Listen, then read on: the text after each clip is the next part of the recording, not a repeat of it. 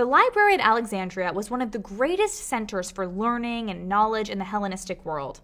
As many as 1,000 scholars worked there at one time, and it is rumored to have held about 70,000 volumes of knowledge.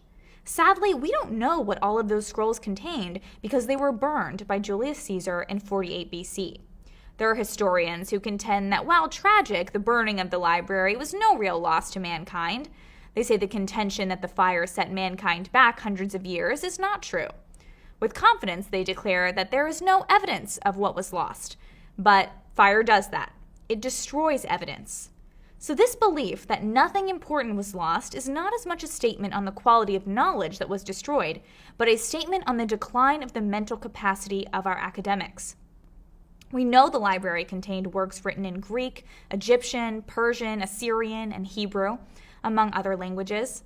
Our knowledge on how to read Egyptian hieroglyphics was lost until the Rosetta Stone was discovered in Egypt in 1799. Because the stone had the same decree carved in multiple languages, it served as a linguistic cipher to decode those ancient languages once more.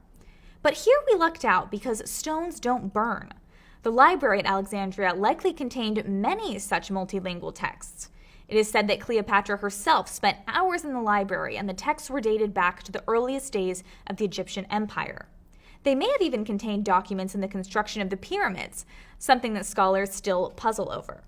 Among the Greek works housed there were works by Euclid, Hero, and Archimedes, known for their expertise in geometry, mechanics, and engineering, respectively.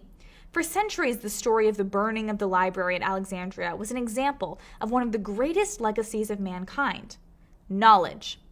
We learned that knowledge was both precious and perishable. The accumulated intellectual wealth of whole civilizations could be completely wiped out in a single instant. So our civilization trained guardians to keep safe our knowledge. We call these guardians librarians, archivists, curators, professors, and teachers.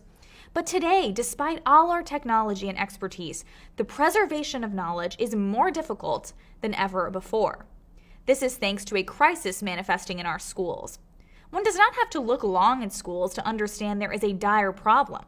In February of this year, the National Education Association surveyed school teachers to find out why so many were leaving the profession. Currently, there are 567,000 fewer teachers than there were before COVID, and the ranks of active teachers are only going to shrink further. Association President Becky Pringle said, "This is a five-alarm crisis. We are facing an exodus as more than half of our nation's teachers and other school staff are now indicating they will be leaving education sooner than planned." The survey found reasons for teachers abandoning the profession included such perennial complaints as low pay and lack of respect. Then there were stressors related to COVID, burnout from having to cover too many duties because of the teacher shortage, as well as student behavioral issues.